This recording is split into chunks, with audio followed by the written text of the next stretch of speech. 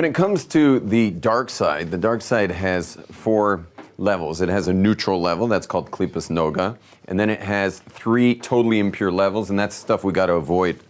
That's the stuff that the 365 commandments, basically, as long as we don't do the 365, then we're more or less safe. But that's the stuff we got to avoid. Now, why Gentiles don't have to avoid that stuff and we do? Why do we have this big liability of the 365? Well, Gentiles can go ahead and have their pork chops and eat their lobster, and they don't need these crazy insanely Kabbalistic wedding contracts that if something went wrong, it creates whole generations of weird kids or something. They don't have to worry about any of that stuff. Whereas we are these hypersensitive beings. Why is that? Just to deal with, sometimes people wonder, why do we have to deal with so much detail? Why do we have to do so much detail? And you'll hear other people complaining about a separate subject, which I'm going to show you the same, is they'll say, why are Gentiles more spiritual? Because if you think about it, those who get to interact with Gentiles, you'll find that Gentiles are often more spiritual than Jews. So some Jews, these Jews who are claiming spirituality aren't as spiritual as the Gentiles. And the answer is because when Jews ignore their highly sensitive souls, by ignoring the negative commandments. So what happens is they get stuck in this dark side matter. In the dark side, these 3 totally impure klipas. For those who weren't here for the klipa translation, it just means the extremities of Hashem's light, meaning Hashem's light's being filtered out, just like my hand is filtering out light. So you can see the image of my fingers. Yeah. So this entire world is the filtered light. Everything you see around you, your physical body, everything around you is all the filtered light of Hashem. The extremities of that filtered light is darkness, right? The ultimate absence of light. The extreme distance, the furthest from the light, is the darkness. There's neutral darkness, like a table, like a slice of pizza, like a glass of beer. That's neutral darkness. But then there's stuff that's totally dark. So if you take a regular slice of pizza and everything's been done right, and the flour's been sifted, and the tomatoes have been tithed, and the cheese is kosher, and that's where we left off yesterday. It was a long discussion about cheese. And the cheese is kosher. You got yourself a klipas noga piece of pizza. Klipas noga piece of pizza. And of course, if you pop those pepperonis on it, yeah, pepperoni, not kosher. Turkey pepperoni. Yeah. Meat on a cheese pizza, not kosher. Yeah. And ding, yeah, and now it's gone into the dark side. Not for a Gentile. Gentile can eat it and enjoy, and will be just as spiritual as before. But for a Jew, it now hits the dark side. It's on the list of things we have to avoid. And so we know to avoid it, so we're not going to be so worried about that, because we know to already watch out for milk and meat.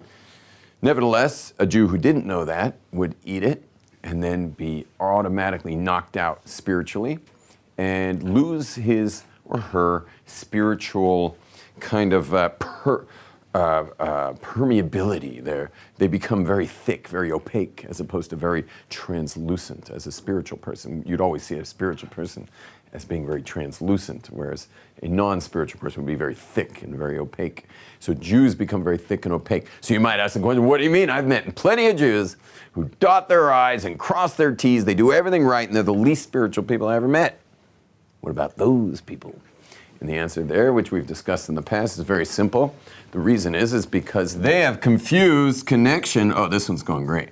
Connection with alignment. Because those commandments, all those commandments, are about aligning yourself with God. But you still got to be a connected dude or dudette. Yeah, you got to be connected. It's not enough to just be all aligned with, with the right things and the wrong things, and you got the 365 negatives that you're avoiding, and you got the 248 positives that you're doing. It's not enough just to do Judaism. That's just alignment. But you got to connect with the creator of the universe.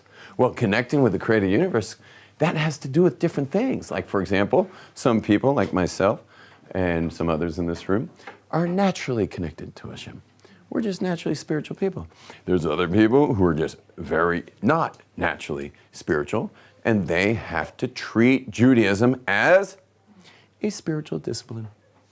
See, the problem with Judaism is it feels like your old underwear, okay? It's like you're born into it, therefore you're automatically it. Whether or not you treat it seriously, you are Jewish and you are part of the tribe. Our tribe is a tribe. Tribes you can be born into. And because you can be born into it, you can be a non-spiritual Jew.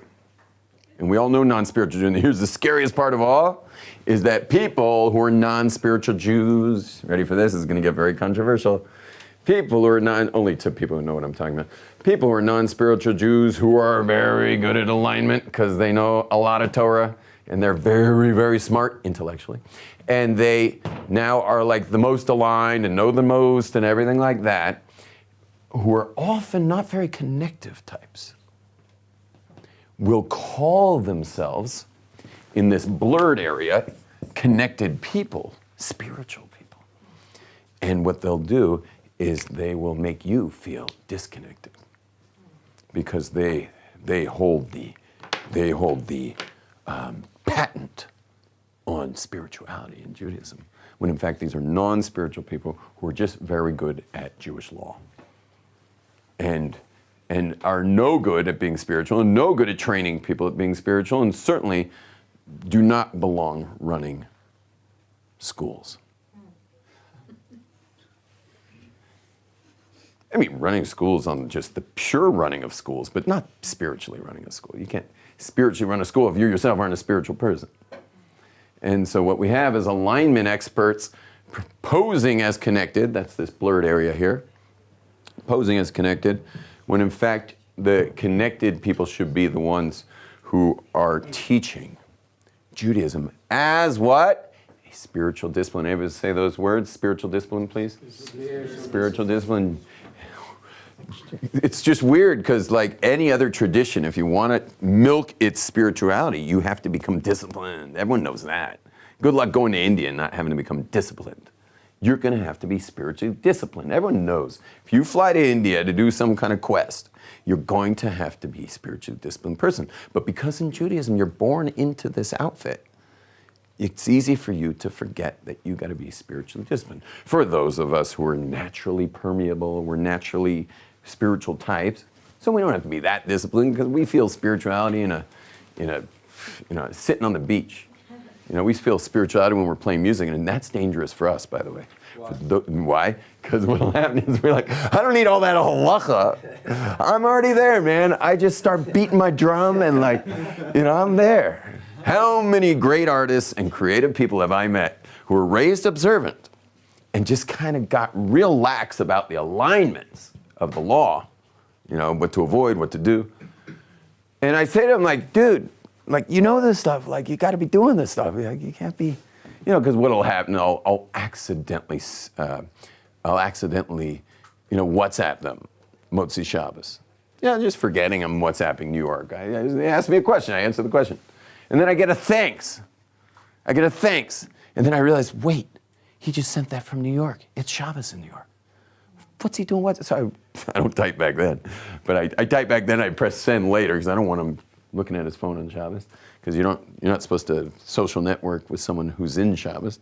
And so later I said, I'm like, what the hell are you doing, man? It's Shabbos. And the guy's like, it's just Rabbi, when I'm playing my music, man, I'm there, I'm there. What's the point? The point's to be there, not to be, worrying about all the details. The point's to connect to God.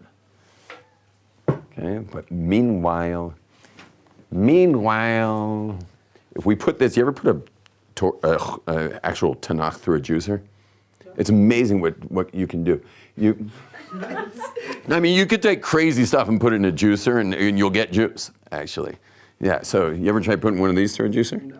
Yeah, it's crazy. So when you put it through the juicer, it's an industrial juicer, obviously. So when you put it through the juicer, and you can't get a lot in there, you just put a shot glass below. What comes out is 613 commandments, okay?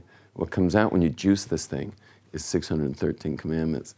And even though it's an amazing book of spirituality, and obviously Judaism is, we're the children of prophets. You can't get more spiritual than prophets. Prophets make shamans look like, I don't know, Wall Street traders or something, prophets. A prophet next to a shaman's like I don't know. It's like a tycoon next to a shoe shiner. Yeah, it's a prophet. So anyway, because we're the nation of prophets, it's clearly a book of connection. Book of connection. But the creator universe wants the alignment too. Now, what is really important to get about this is that in the real world of connection alignment, the best example is marriage. Best example is marriage. Yeah, anyone could talk about connecting to God but avoiding the alignment, because what's God going to do? He's going to send a lightning because you ate a pork sandwich. He's going to send a lightning because you got in a car on Shabbos. He's going to send lightning because you were like playing your guitar on Shabbos. God's not going to do that. God's very patient. God's patient. He knows every one of you were born with a hook in your mouth. Yeah, you're born with a hook in your mouth. So like any fisherman, fishermen are patient to begin with. But even when the fish actually bites the hook, these fishermen are still patient. If the fish is putting up a big fight, it's got a little clutch and it lets out line. Yeah? We're all born with a hook in our mouth. So if a guy wants to avoid the laws of Shabbos and ignore the laws of kashrut and ignore all the other things because he's already connected or whatever, so God is like, it's okay, because when he gets tired, i.e. 90 years old, and dies, God's just going to swing him on in, reel him in, back on the boat, and then what? God will pull the hook out of his mouth and say, I've got 2 questions for you. God asks 2 questions of every person. You know what the 2 questions are? Were you Jewish and were you Jewish? Yeah. Were you Jewish and were you Jewish? So first he asks, were you Jewish? Well, let's say in this guy, he asked, were you Jewish? And this guy said, oh man, I was so Jewish, like I was the most self-expressed person I ever met. Yeah, I got a tattoo that says mom, whatever. So this is, I got body piercing when nobody got no body piercing.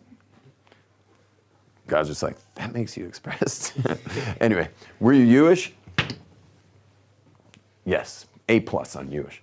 Okay, were you Jewish? Jewish? What do you mean, was I Jewish? I'm Jewish. Oh yeah? Did you align with my will and wisdom in creation?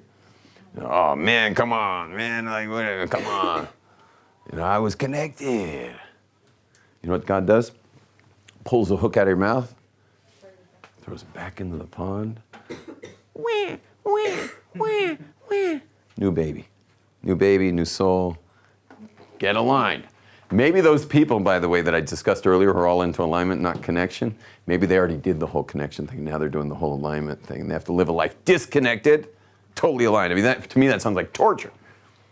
That would be torture. Can you imagine being Mr. Alignment and no connection? It'd be like torture. Although I'll tell you, God once turned out the lights for me for 9 months. What do you mean? 9 months. Didn't feel one commandment, didn't feel one prayer, didn't feel one blessing, didn't feel one nothing, didn't feel one Shabbos, didn't feel nothing. He turned out the lights for me for 9 months. Straight. No, but apparently I was pregnant because I gave birth to an amazing thing at the end of those 9 months. But I remember I was walking down the street really depressed. And I was thinking, like, I can't go on. I can't do another blessing. It's just too painful to keep soldiering on with alignment while not feeling any connection. Can't go on. Especially me, because I'm naturally connected, and it's gone. It's just gone. And so walking along, and all of a sudden, I run into one of the holiest Jews I know. He's just this, like, spiritual being. And I come up to him, and I'm like, I can't believe I'm running into you. I got to tell you my problem, because I can't go on. I can't do another prayer like this.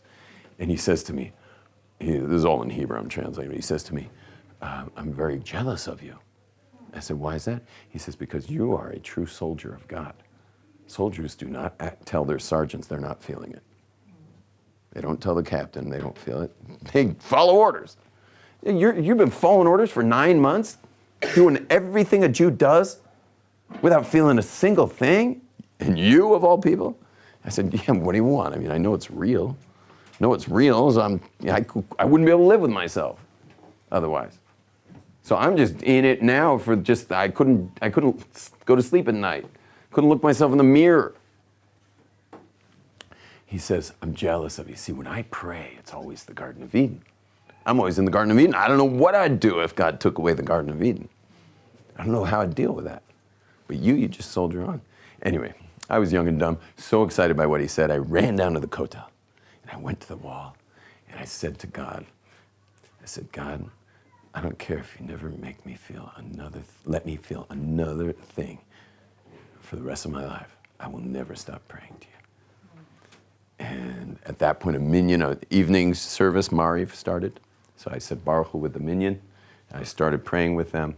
I went into Shmoneh Esrei, that's the silent meditation, and I didn't leave that silent meditation for 2 hours. Minyan after minyan went by. Group after group came and prayed, and I was still in my meditation. Every word for 9 months. It was like all those 9 months built up, and I got like each one was a burst of flavor. Every word was a burst of flavor, and I was just tripping in these letters and the words of every single word of the silent meditation. And that was it. It's been the same like that ever since now. It's been like, that story was about 15 years ago.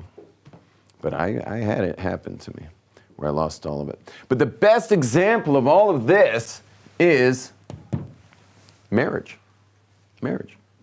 You guys are all going to get married. It's going to be the highest thing in the world. For those who are more spiritual types, it's going to be super high.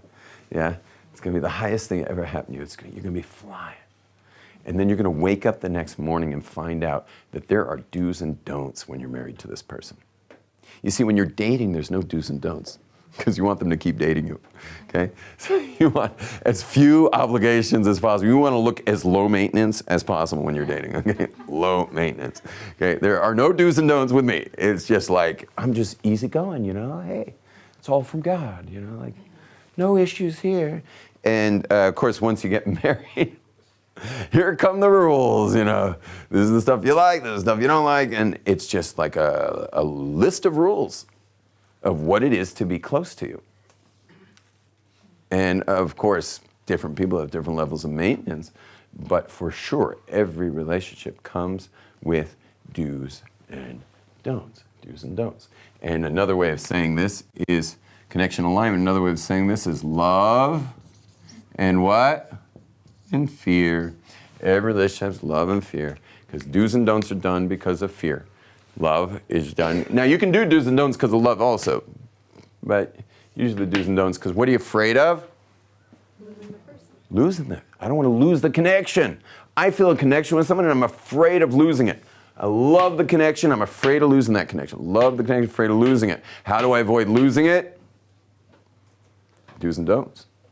I know what she loves. I know what she hates. If I want to ignore those things and profess my love, she'll say talk is cheap. I want to ignore the do's and don'ts and bring her gifts. She'll say, what is this, a bribe?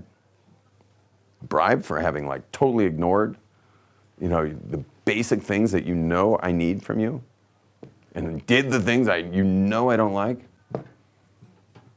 So every relationship has love and fear. I once asked my Rabbi, I said, every relationship? He says, well, there's one exception.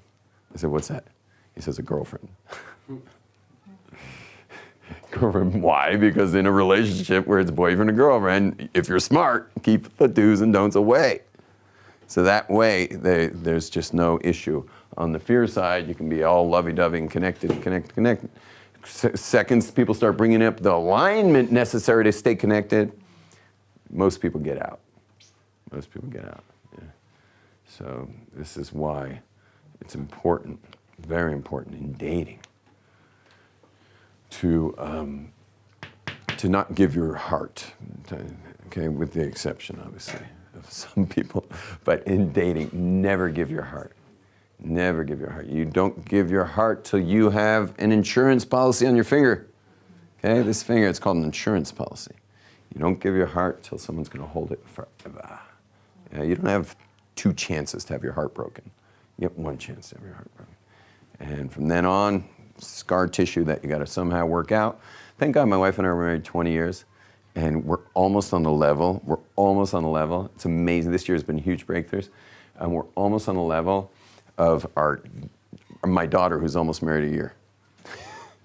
We're married 20 years. And we're almost on the level of my daughter's married year, but we're getting there. I don't know, something's happened. We're like really breaking through some great stuff. But there's so much scar tissue growing up secular and being out there experimenting as if the heart knows experiments. Can you imagine the first time I gave my heart to someone, like there's a little switch on my heart that says, by the way, all the feelings you're having are just an experiment. They will not affect your marriage or anything else. Yeah, can you imagine I had a switch on my heart? There's no switch. There's no switch.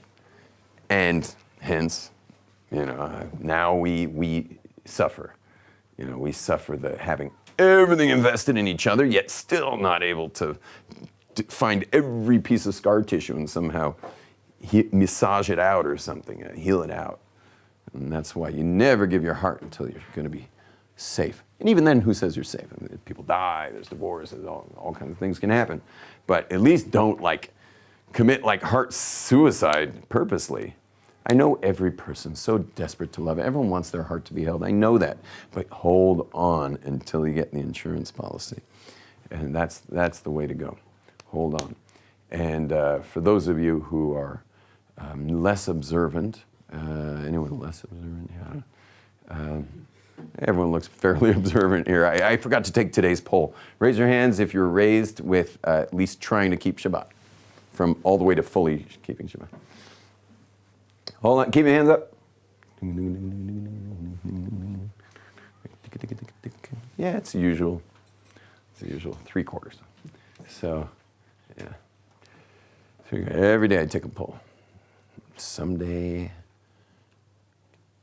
the outreach institutions will wake up to who their real clientele is.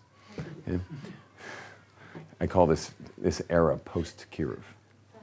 Post-Kiruv. Yeah.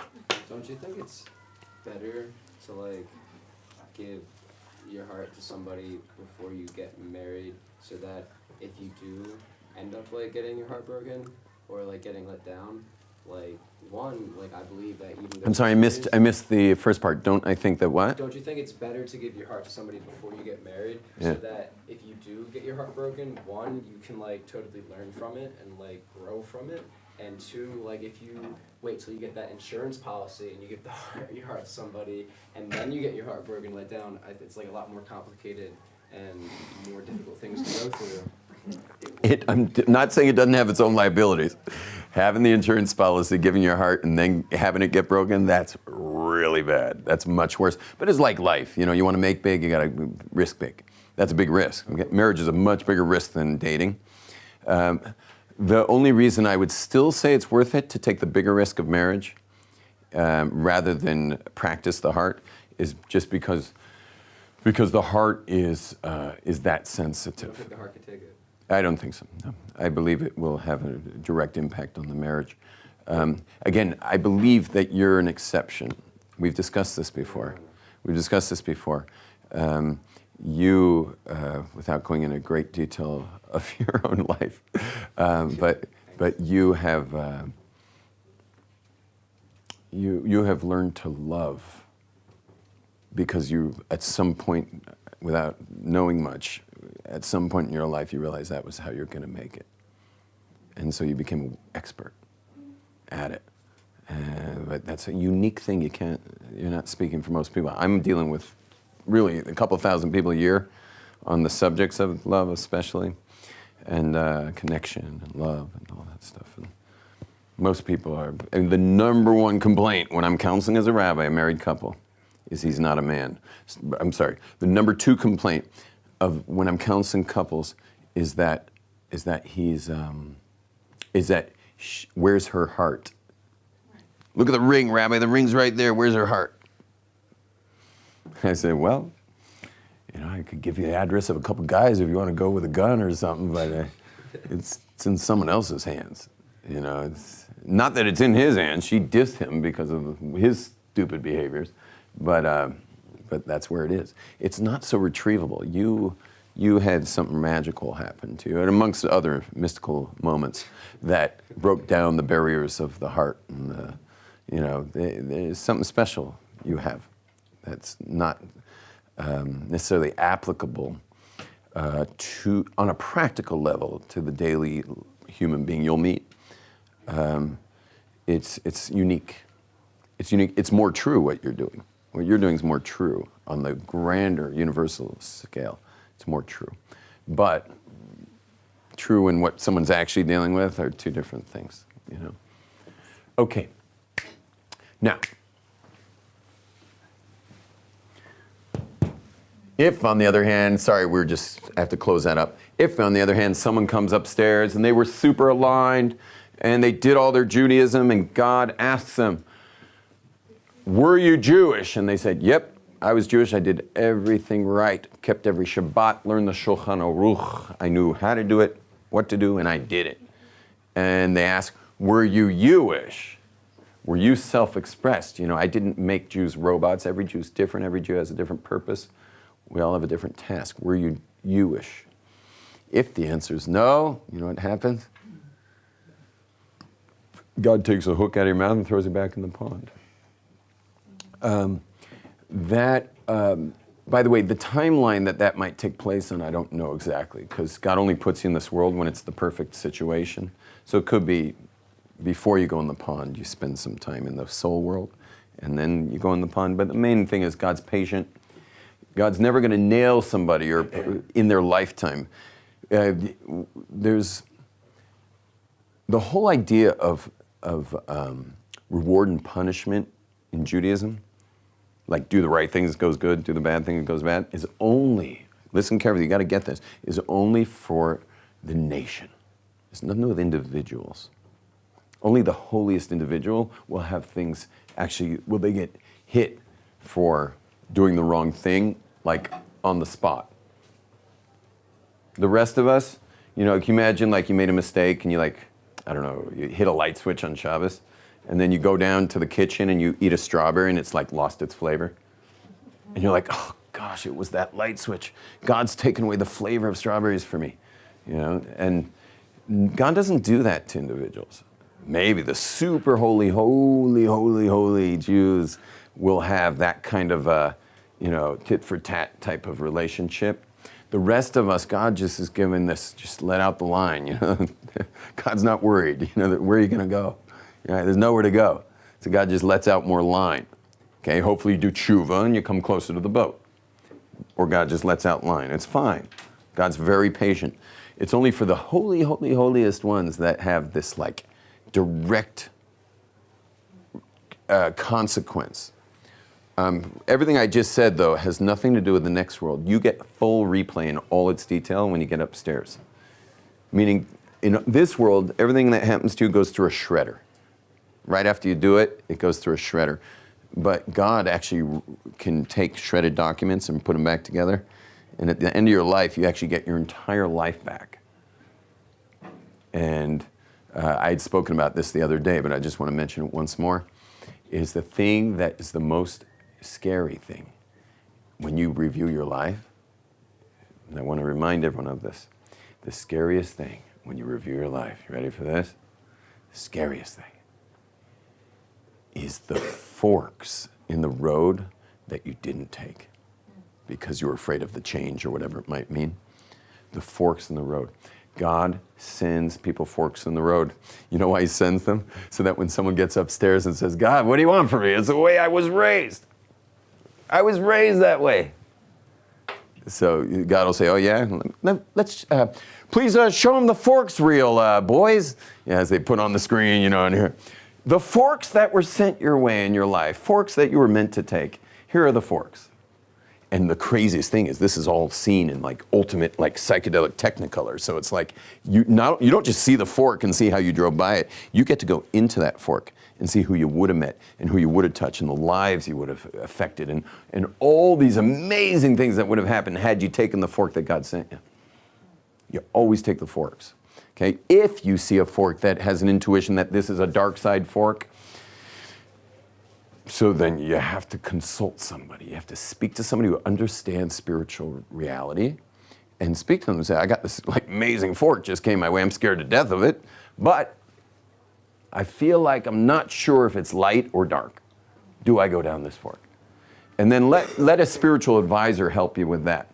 But most forks are pretty clear, you know, they're pretty clear that God's sending you messengers, little couriers to take you on a new journey, to send you in a new trajectory in your life. And those forks are to be taken. Or else, you live your life and you'll deal with the fact you miss those forks later. So what I was saying is God does not punish anyone in this world because they did something wrong, unless they're the super holy people. But all of us will have to deal with a full life review. And the thing you got to worry about the most in your life review is missing forks. Okay? Don't miss the forks. When God sends you little forks in the road, you're supposed to take them. And I have to think in my own life, what kind of fork is God sending me right now? And because everyone take a moment, quiet. What fork in the road is God sending you right now? Just on a big picture of your life, what fork in the road are you being sent? You may not be, but if you are, take a moment.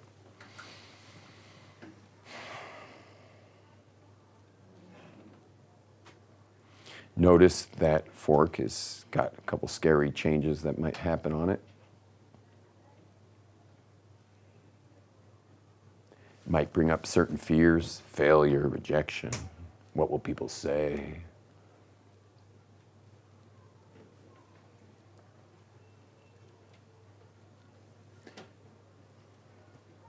And now look at that fork as if it was going to be a tremendous success and everyone's actually going to later chill out and say, hey, thank God you took that fork and wow, bravo, and it worked out great for you. Okay, now look at the fork as if it worked out great.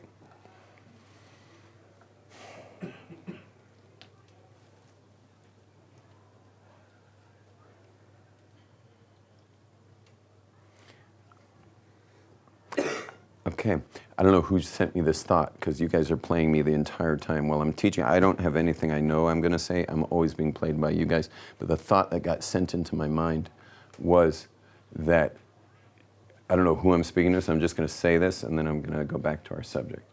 What I was going to say is that you are the answer to... You are the answer to the Jewish world that seems to have no space for someone like you. And rather than turning the other way,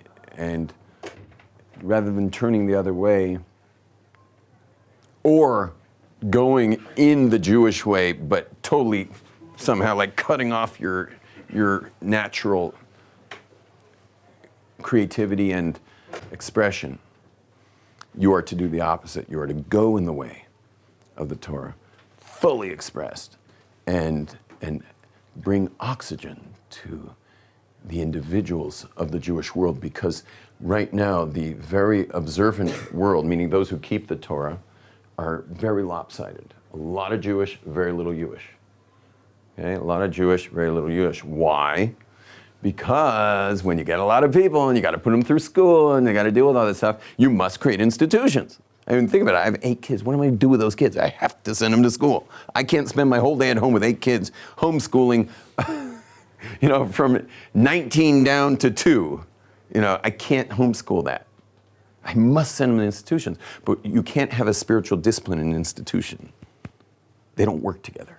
Once you have institution, you can't have spiritual. You can have spiritual without institution. You can have institution without spiritual, but you can't have spiritual institutions. They don't go together. Yet, what do you do with this population of people? Without institutions, you got to have institutions. So you build your institutions and hope for the best. But of course, who winds up running those institutions? Usually alignment people who are not very connected. And so it can create major issues. Now, why to bring all this up? The reason I brought it up is, I was saying that Judaism is very lopsided right now, because if you're running an institution, do you want to promote full self-expression? Or is that going to make your job really hard? It's going to make your job really hard. What you want to do instead is focus on Jewish at the expense, not that you're necessarily so against it, but at the expense of Jewish, and then you have an easier life. You have an easier life. Keep everyone on the same schedule, no unique schedules, same subjects, same life, same world, same Judaism. And that's the danger of institutionalized spirituality, is it kills spirituality, because spirituality is an individual experience. It's an individual thing. And it's not an institutional thing. And therefore, I'm telling you guys, all of you guys, that you must be leaders in self-expression of Jewish in the Jewish world. If you say, there's no room for me in my self-expression in the Jewish world, meaning the fully observant world, and you take a walk, so then that many more really holy Jewish kids will not get their proper teacher and their proper, that person who just made the difference. Everyone take a moment, one more moment, take a moment and think about someone who made a difference for you in your life. Just someone who really made a shift for you in your life. Everyone take a moment. Maybe appreciate them right now in your heart. Someone that you appreciate in your heart for having made that difference for you. Raise your hands if someone comes to mind, or someone who made a big difference for you. Okay, you see almost all of you had someone who made a big difference. I promise you, they were not the game players. They were the people who play out of the box of the game. They're not part of the institutional world. And that's why I'm saying to all of you, whoever sent me the message that they're going to walk and go for the individuality stuff, and that's, I'm saying, yes, go for the individuality stuff as a Jew, and you be the pivotal person. You be the pivotal people. You be that person who makes the difference for all the people that you'll touch in this lifetime. And stop playing the game. By the way, you see how I'm dressed? Oh, just one more thing. See how I'm dressed? Does this look like playing the game?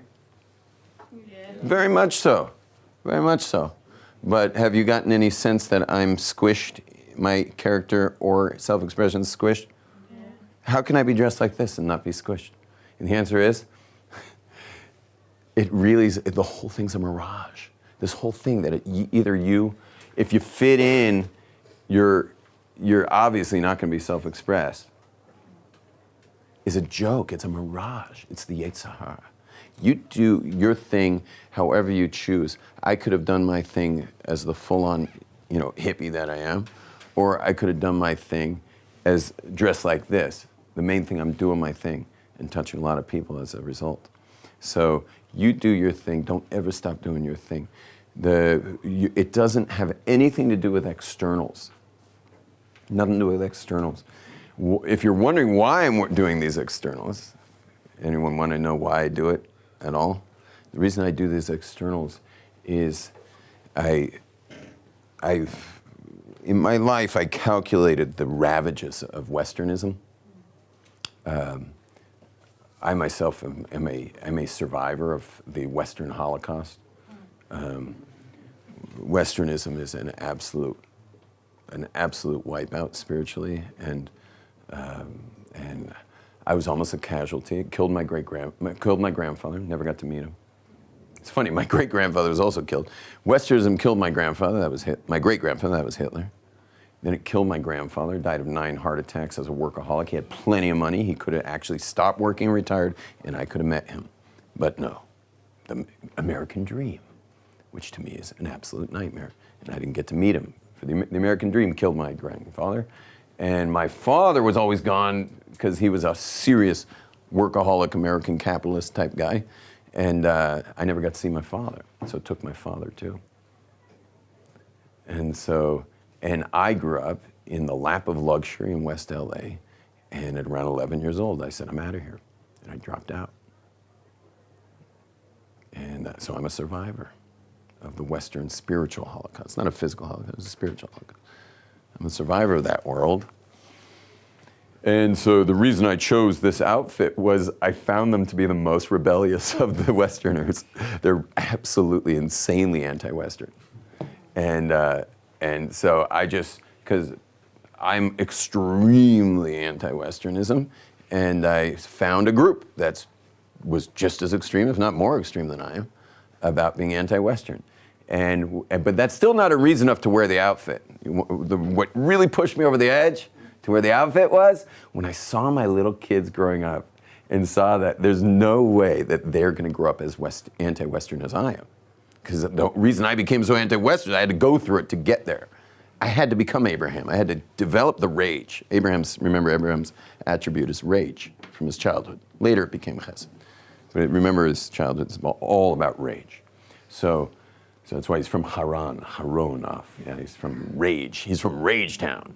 Yeah, so I got the rage in me. I was dipped in Westernism, transgenerational capitalism. And I threw it up. I regurgitated Westernism. And then I repudiated it for the rest of my life with it makes me ill, and it's the ravages. I've spent the rest of my life. All I do is fight the ravages of Westernism. You guys think I'm an outreach rabbi? Ish Torah hired me as an outreach rabbi. Everyone thinks I'm this like big outreach rabbi. I'm not an outreach rabbi. I am an outraged warrior against Westernism. That's what I am, and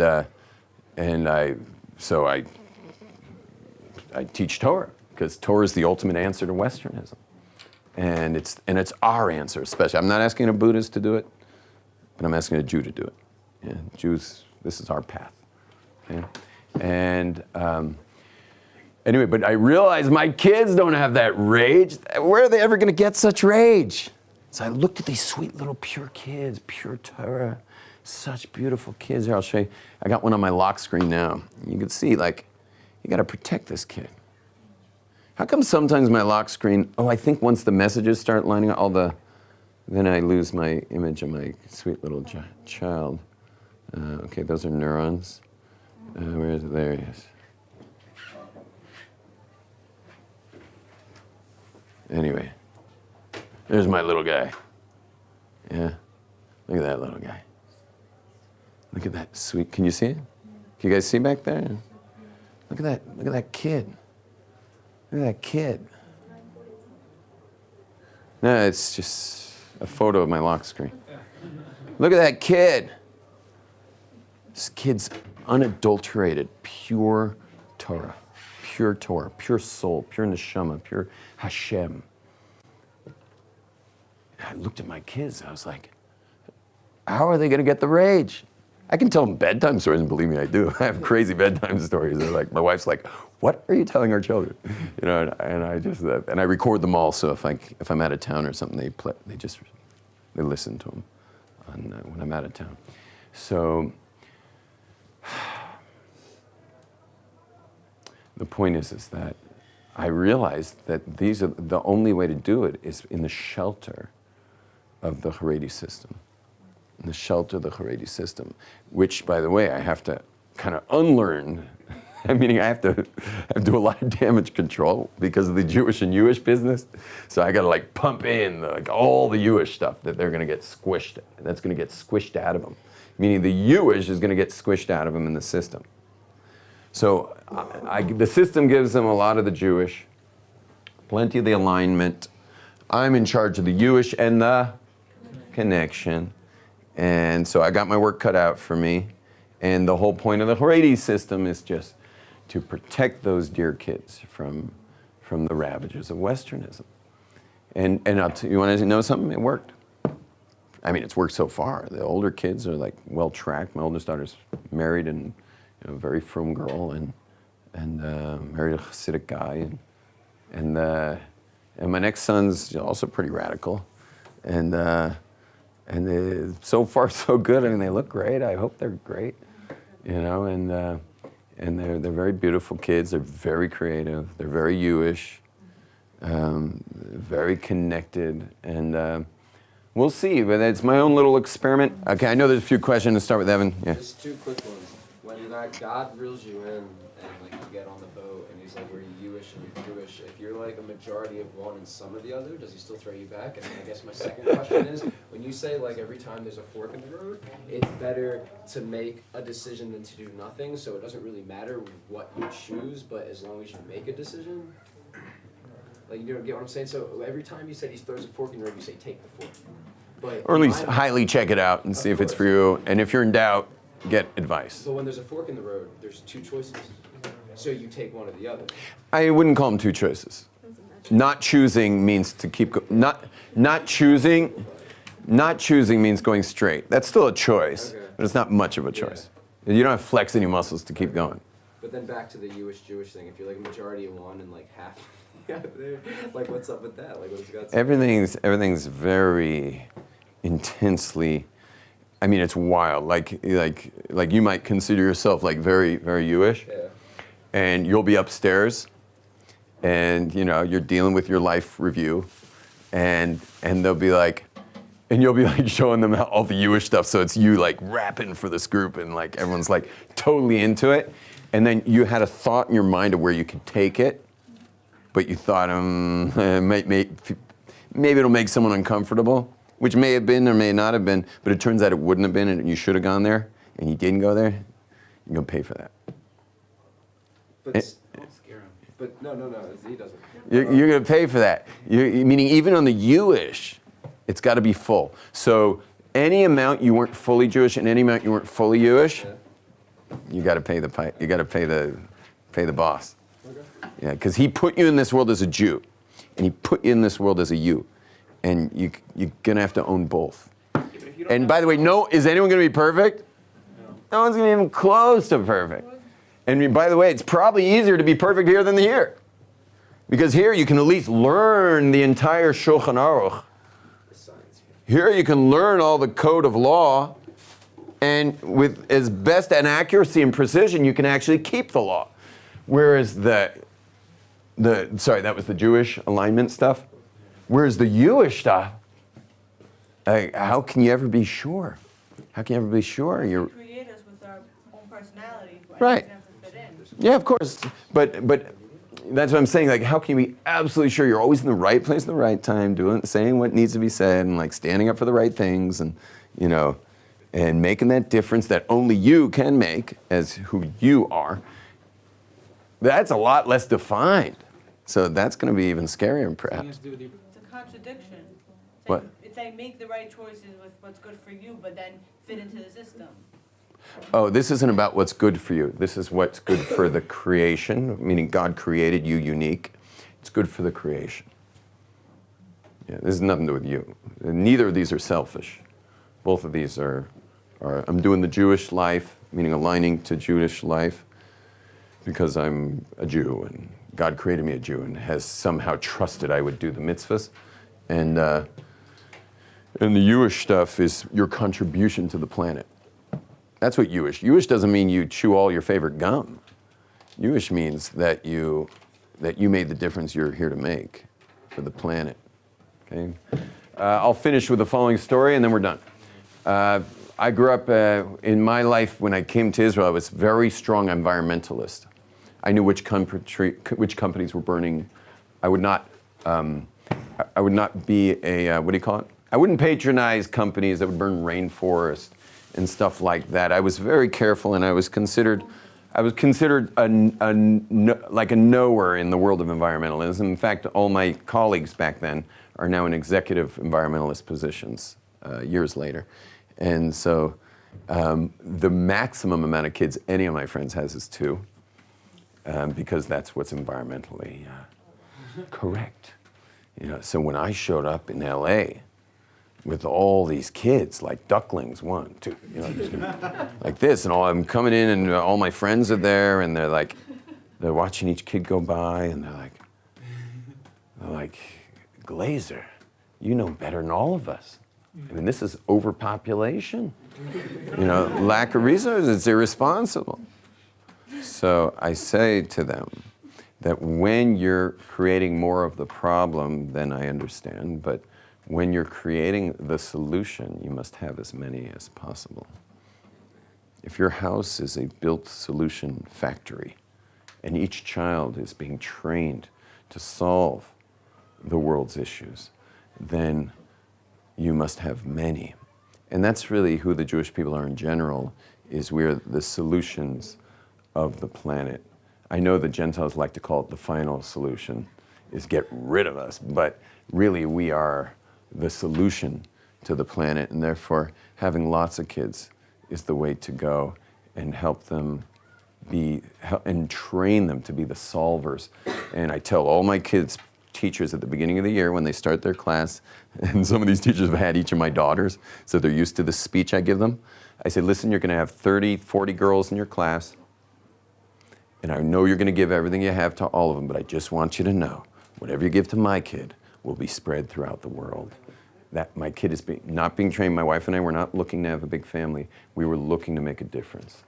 And so that particular kid named Glaser in your class is being trained from birth to make a difference for the planet. And so just know, whatever you put into that kid's going to make a difference. And at the end of every year, the teacher says to me, you're absolutely right. Your kid automatically rose to positions of responsibility and leadership in the class. And I put as much as I could into that kid because you're right. And so may we all do that, you know. Stop looking for meaning in having kids and start looking for the meaning your kids can bring to the world. Okay, shalom.